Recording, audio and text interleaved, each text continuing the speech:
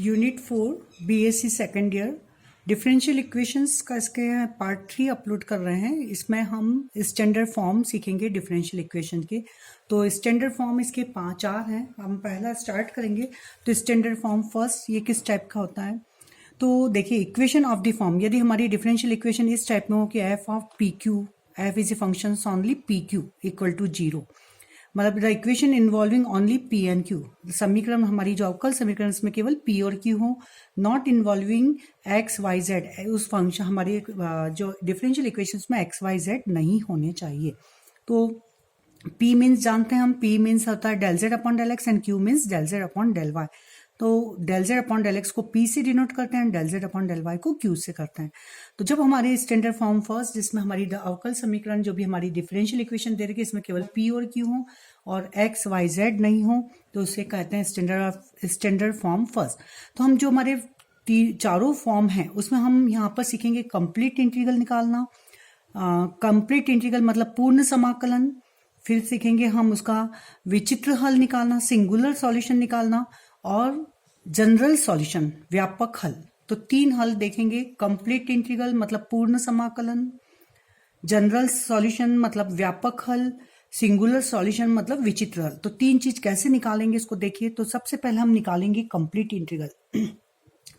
चारों ही standard form में method एक ही रहती है। तो कंप्लीट इंटीग्रल निकालने के लिए बस कंप्लीट इंटीग्रल के लिए अलग अलग मेथड रहती है। तो कंप्लीट इंटीग्रल के बाद जो जनरल इंटीग्रल और हम जनरल सॉल्यूशन और सिंगुलर सॉल्यूशन निकालते हैं, उसकी मेथड चारों में ही एक ही रहती है। The complete integral of the equation first, यदि मेरा स्टैंडर्ड फॉर्म फर्स्ट का यदि है तो उसका कंप्लीट इंटीग्रल होता है A X plus B Y plus C. ठीक है, ये इसका फॉर्म होता है। तो then complete integral of first is given by z equal to ax plus by is equal to c, where a and b are connected by, जहां a और b f of function of A B equal to 0 संबंध से related हैं, where a and b are connected by this relation f functions of a b equal to 0। जहां इसमें यहाँ पर देखिए, यहाँ p बराबर होता है del Z upon del X बराबर a है और q बराबर del Z upon del Y बराबर b है। क्लियर? तो यहाँ पर हमारी जो p की वैल्यू a सब्स्टिट्यूट करते हैं, q की वैल्यू b रखेंगे। तो जो हमारे जो इक्वेशन है इसमें p और q है, तो p बराबर a पुटअप करेंगे, q बराबर a, तो हमारे को जो रिलेशन मिलेगा वो क्या हो जाएगा, function of A B equal to 0। तो विच सब्स्टिट्यूट इन इक्वेशन, ये यहाँ से हमारे को समीकरण नंबर 1 से ये मिल जाएगा। तो we can find the b, ये हमारे को यहाँ से हम निकालेंगे, चूंकि फंक्शन है ए बी का, मतलब b को हम निकाल लेंगे a के फॉर्म में। तो b is a function of phi A के फॉर्म में निकाल लेंगे हम। क्लियर? ये हो गया इसका सी आई। अब हम जनरल इंटीग्रल निकाल रहे हैं, तो जनरल इंटीग्रल में b बराबर फाई ए निकालेंगे। तो जो हमारा कंप्लीट इंटीग्रल है, जो हमारा पूर्ण समाकलन है, इसमें b की जगह फाई ए पुटअप करेंगे, तो ये आ जाएगा z equal to A X plus phi A Y plus C. Clear? अब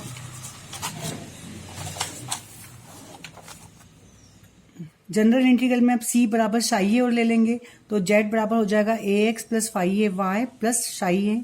अब इस जो हमारा जो जनरल ये जो इक्वेशन आई है, फिर इसको हम पार्शियल डिफरेंशियल करेंगे a के रिस्पेक्ट में। तो ये दोनों इक्वेशन जो रहेंगी उसमें से फिर हम a को एलिमिनेट करेंगे, a को हटाएंगे, तो हमें जनरल इंटीग्रल मिलेगा। तो इसको केवल हम पार्शियल डिफरेंशियल करके लिख देते हैं, ये इक्वेशन और ये फिर लैंग्वेज लिख दिया जाती है कि इन दोनों समीकरण में से a को हटाने पर हमें व्यापक हल प्राप्त होगा ना। Eliminate the equation, eliminate the a in equation 5th and 6th। तो देखिए, इसका यदि मैं a के रिस्पेक्ट में हम करते हैं पार्शियली डिफरेंट, तो z का तो 0 हो जाएगा, ax का x मिलेगा, इसका हो जाएगा फाई डैश ए वाई और यहाँ साई डैश ए। बहुत इजी मेथड से हो जाता है। अब सिंगुलर इंटीग्रल कैसे निकालेंगे? जो सिंगुलर इंटीग्रल निकालने के लिए जो हमारी जो हमने सबसे पहले कंप्लीट इंटीग्रल निकाल रहा है सी आई, उसी का ही हम a के रिस्पेक्ट में पार्शियल डिफरेंशियल और c के करते हैं। तो यहाँ पर फर्स्ट में जो स्टैंडर्ड फॉर्म फर्स्ट है उसमें देखिए, we know that the singular integral of first is obtained by eliminating a and c, क्योंकि यहाँ पर हमारे पास कांस्टेंट a और c आ रहे हैं। तो बिटवीन द कंप्लीट इंटीग्रल, तो कंप्लीट इंटीग्रल में जो भी हमारे आर्बिट्रेरी कांस्टेंट है a और c, उनको हटाने पर हमें सिंगुलर सॉल्यूशन मिलेगा। तो जिसको हटाना है उसी के रिस्पेक्ट में कंप्लीट इंटीग्रल का हम पार्शियल डिफरेंशियल करेंगे। तो कंप्लीट इंटीग्रल की जो इक्वेशन है वो, एंड कंप्लीट इंटीग्रल जो भी है उसको partial differential with respect to A and partially with respect to C. तो इस तरह से 3 इक्वेशन हो जाएंगे, एक तो कंप्लीट इंटीग्रल, दूसरा partial differential with respect to and partial differential with respect to C. क्योंकि b की जगह हमने यहाँ फाई ए पुटअप कर दिया, b हट गया है, तो हमारे पास आर्बिट्रेरी कांस्टेंट का यहाँ बचा है c है। तो यहाँ से जब हम a के रिस्पेक्ट में करेंगे पार्शियली, तो ये हो जाएगा 0 बराबर, नहीं ये तो हमारी सॉल्यूशन है, z बराबर A X plus phi A Y equal two plus सी, ये तो हमारा कंप्लीट इंटीग्रल है। इसको हम पार्शियल करेंगे विथ रिस्पेक्ट टू x, तो ये हो जाएगा 0 और यहाँ मिलेगा x प्लस फाइव डैश ये y और c का हो जाएगा 0। और जब c के रिस्पेक्ट में करेंगे तो यहाँ z बराबर 0, ये भी 0, ये भी 0, c का पार्शियली हो जाएगा 1। तो 0 equal to 1 which is inconsistent, जो कि असंगत हो ही नहीं सकता 0 इक्वल टू 1। तो स्टैंडर्ड फॉर्म फर्स्ट ऑब्जेक्टिव में आ सकता है कि हैव नो सॉल्यूशन, कभी भी सॉल्यूशन नहीं रखेगा क्योंकि इसमें एक इक्वेशन 0 इक्वल टू 1 मिलती है।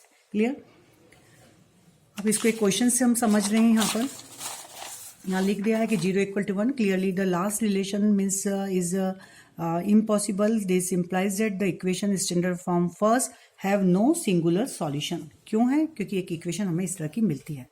अब देखिए क्वेश्चंस लेंगे हम, P square plus Q square equal to M square. पहले तो हम क्वेश्चंस को पहचानेंगे वो किस फॉर्म में है। तो एम तो यहाँ पर कांस्टेंट है, तो हमारी जो इक्वेशन है इसमें केवल only P and Q belong कर रहा है, एक्स वाई जेड नहीं कर रहा है।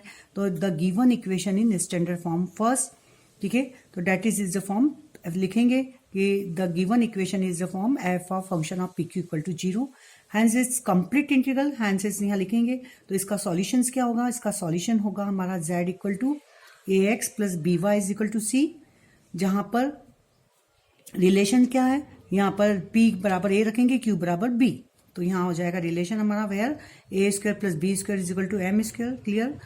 तो ध्यान रखिए, पहले हमने उसका वर्किंग रूल दिखा दिया है, तो इसका सॉल्यूशन होता है वो होता है z equal to A X plus B Y plus C, पहले लिख लेंगे। तो कंप्लीट इंटीग्रल में मुझे b की वैल्यू को a के फॉर्म में लिखना रहता है, तो कंप्लीट इंटीग्रल बन जाएगा मेरा। तो रिलेशन कहाँ से हम निकालेंगे b की वैल्यू? तो ये यहाँ से निकालेंगे, p की जगह a रखेंगे, q की जगह b, तो ये रिलेशन मिलेगा। क्योंकि वर्किंग रूल में हमने क्लियर करा था कि यदि स्टैंडर्ड फॉर्म फर्स्ट होता है तो उसका सॉल्यूशन होता है, उसका हल होता है समीकरण का z equal to A X plus B Y plus C. तो यहाँ पर हमें b की वैल्यू चाहिए रहती है, तो b की वैल्यू a की टर्म्स में कैसे पता चलेगी? जो हमारी इक्वेशन है उसमें p बराबर a एंड q बराबर b रख दीजिए, तो यहाँ पे b बढ़ेगा under root M square minus A square मिला, इसको यहाँ पुटअप कर देंगे, यहाँ पुटअप कर देंगे तो यही मिल जाएगा हमें कंप्लीट इंटीग्रल। क्या मिलेगा? कंप्लीट सॉल्यूशन, पूर्ण हल प्राप्त हो जाएगा। तो वर्किंग रूल फिर से समझ लीजिए, z बराबर A X plus B Y plus C, जो हमारी गिवन इक्वेशन है उसमें p बराबर a एंड q बराबर b पुटअप कर दीजिए, वहां से b की वैल्यू निकाल लीजिए, उस b की वैल्यू को यहाँ पुटअप कर दीजिए, तो ये हमारे को मिलेगा कंप्लीट सॉल्यूशन। ठीक है, तो कंप्लीट इंटीग्रल बोले या कंप्लीट सॉल्यूशन बोले एक ही बात है, पूर्ण हल बोल दीजिए। अब हम आगे बढ़ेंगे, अब हम निकालेंगे जनरल इंटीग्रल। तो जनरल इंटीग्रल में हमारे स्टैंडर्ड फॉर्म फर्स्ट में सी आता है, तो सी बराबर आप शाई पुटअप कर दीजिए, सी बराबर शाई रख देंगे, वहां शाई मीन्स एक आर्बिट्रेरी फंक्शन, जहां शाई एक स्वेच्छ फलन है लिखेंगे, तो सी बराबर शाई रखा, तो इसमें जेड बराबर ये फॉर्म हो जाएगा A X plus under root M square minus A square into Y, और ये शाई, मतलब कंप्लीट में b की वैल्यू पुटअप कर रहे थे हम a के फॉर्म में, और जनरल में हमने जो इक्वल कांस्टेंट था c उसको हमने शाई पुटअप कर दिया। अब इसको हम पार्शियली डिफरेंशियल करेंगे विद रिस्पेक्ट टू ये इस इक्वेशन को फोर्थ को, तो यहाँ पर z का तो हो जाएगा 0, यहाँ से मिलेगा हमें x, यहाँ से इसके रिस्पेक्ट में करेंगे तो y तो कांस्टेंट है, तो under root M square minus A square, a के रिस्पेक्ट में करिए तो इसकी पावर 1/2, तो 1/2 का इंटीग्रल 1/2 प्लस 1, तो यहाँ पर ये हो जाएगा minus A upon under root M square minus A square Y, और यहाँ डिफरेंशियल कर रहे हैं तो 1/2 माइनस 1, मतलब माइनस का 1/2 नीचे आ जाएगा, और ये साइन ए स्क्वायर का माइनस का 2a रूट के अंदर ये वैल्यू मिल जाएगी। अब हमें कुछ नहीं लिखना है, हमें 4 और 5th में से a को हटाने पर हमें जनरल हल मिले, व्यापक हल प्राप्त होगा, ये लिखना है। तो the general integral is obtained by eliminating a from equation 4th and 5th, बस डायरेक्ट इतना लिख के छोड़ देंगे तो ये जनरल मिल जाएगा। क्लियर? अब दूसरा क्वेश्चन देखिए, सिंगुलर सॉल्यूशन इसमें होता नहीं है स्टैंडर्ड फॉर्म फर्स्ट में, तो अगर पूछता भी है तो हैव नो सॉल्यूशन लिख सकते हैं, और नहीं तो आप उसको सॉल्व करना है, तो जो आपका जनरल जो कंप्लीट इंटीग्रल निकाला है हमने उसी को आप a के रिस्पेक्ट में और b के रिस्पेक्ट में, a और c के रिस्पेक्ट में इंटीग्रल कर देंगे, पार्शियली डिफरेंशियल करेंगे तो c इक्वल टू जो करेंगे तो वहां पर 1 इक्वल टू 0 मिलेगा, इसलिए वह आपका standard form first singular solution नहीं रखेगा। दूसरा क्वेश्चन देखिए, most IMP X square P square Y square Q square is equal to Z square.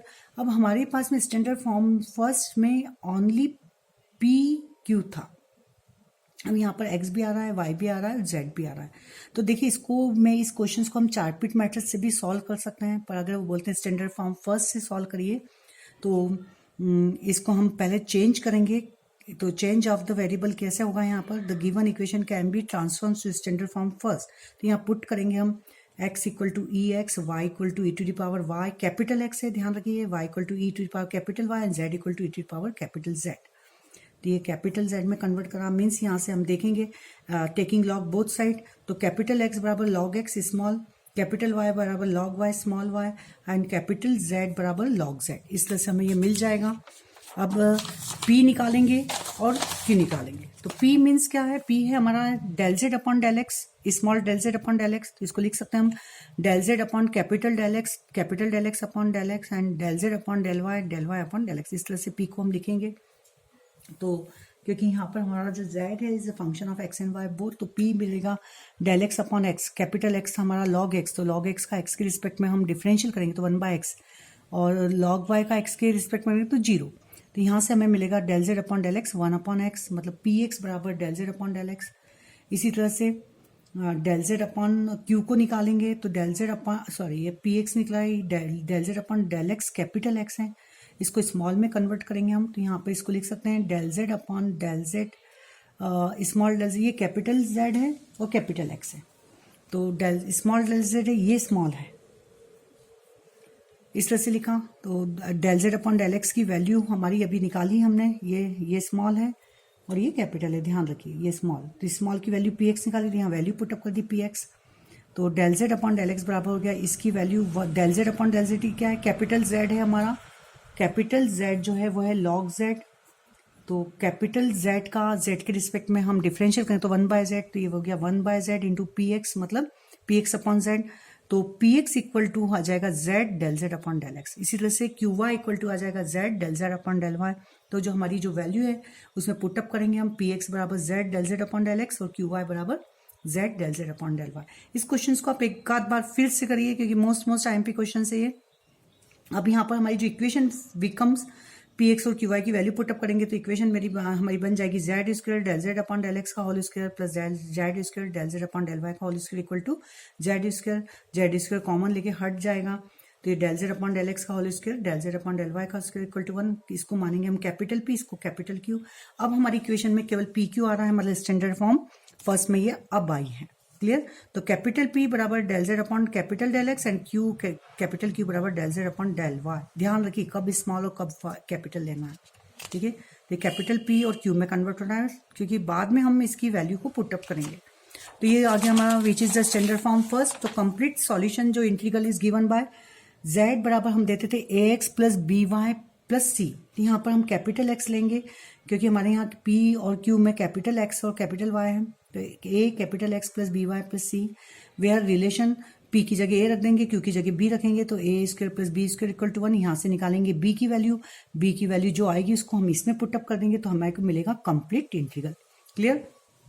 तो b की वैल्यू यहाँ पुटअप कर दी, तो यहाँ पर फिर वैल्यू को सब्स्टिट्यूट करेंगे, ये सब कैपिटल में है z x एंड y, इसकी वैल्यू z की log z, a log x, ये root 1 minus A square, y की log y and c1 means constant.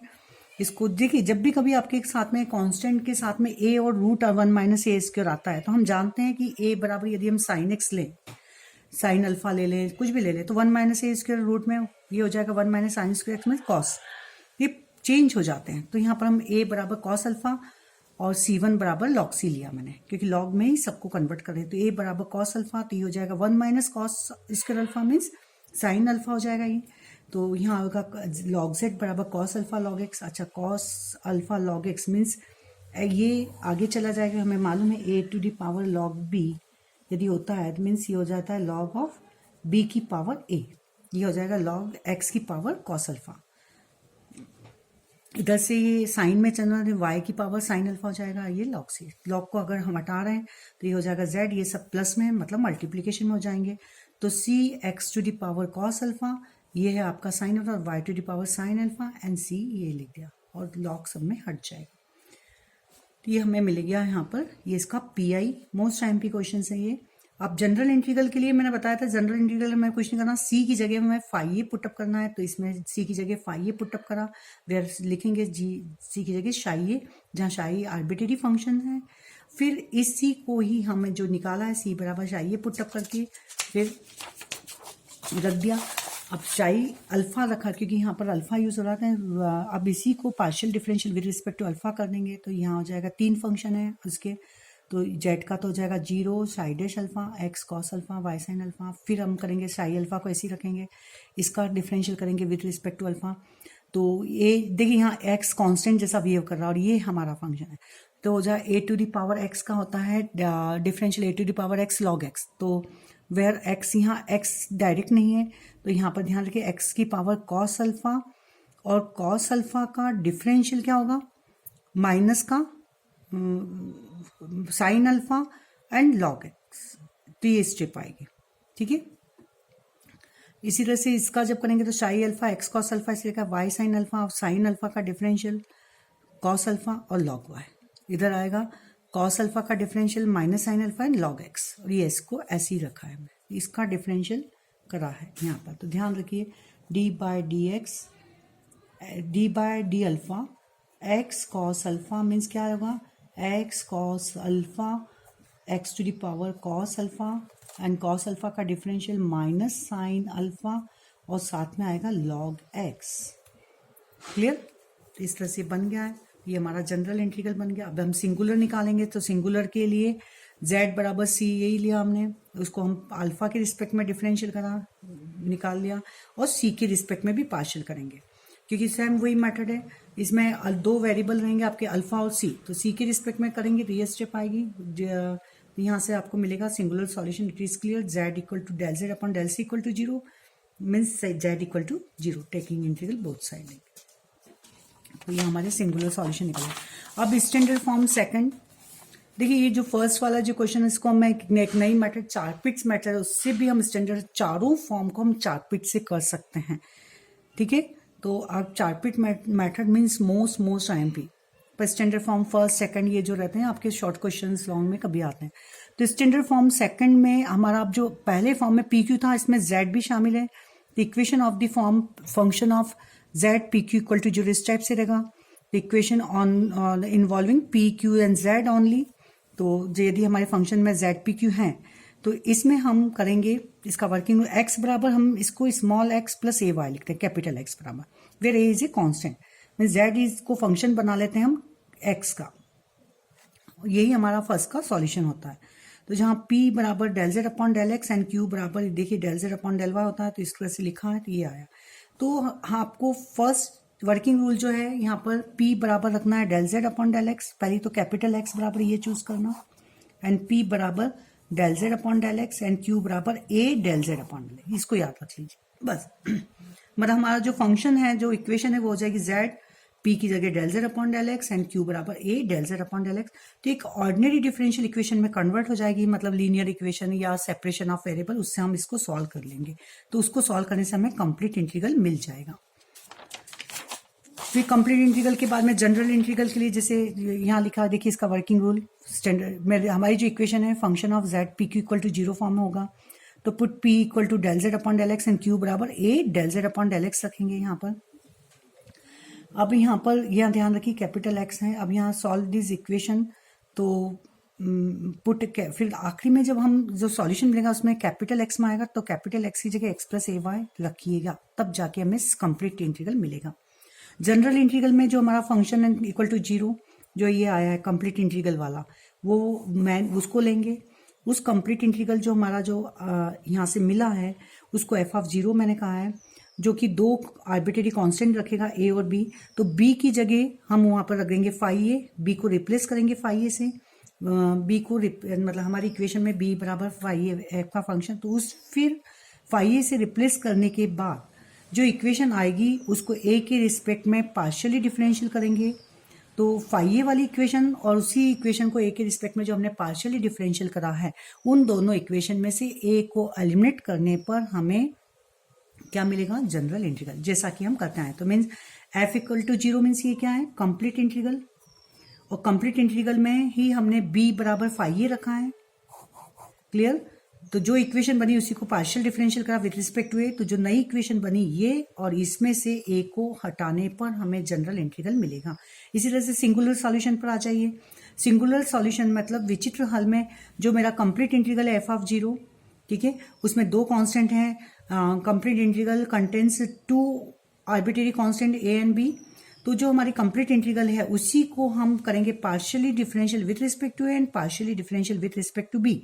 तो हमें इक्वेशन मिलेगी एफ इक्वल टू 0, ये जो complete integral, del f upon del a equal to 0 and del f upon del v equal to 0। ये तीन equation जो मिलेंगी उनमें से हम ए और बी को एलिमिनेट करेंगे तो हमें मिलेगा सिंगुलर सॉल्यूशन। ध्यान रखिए, जनरल इंटीग्रल में बी को रिप्लेस करते हैं एंड सिंगुलर में डायरेक्ट कंप्लीट इंटीग्रल जो है उसमें बी को रिप्लेस नहीं किया जाता है। अब क्वेश्चंस देखें यहां पर, सॉल्व दिस इक्वेशन।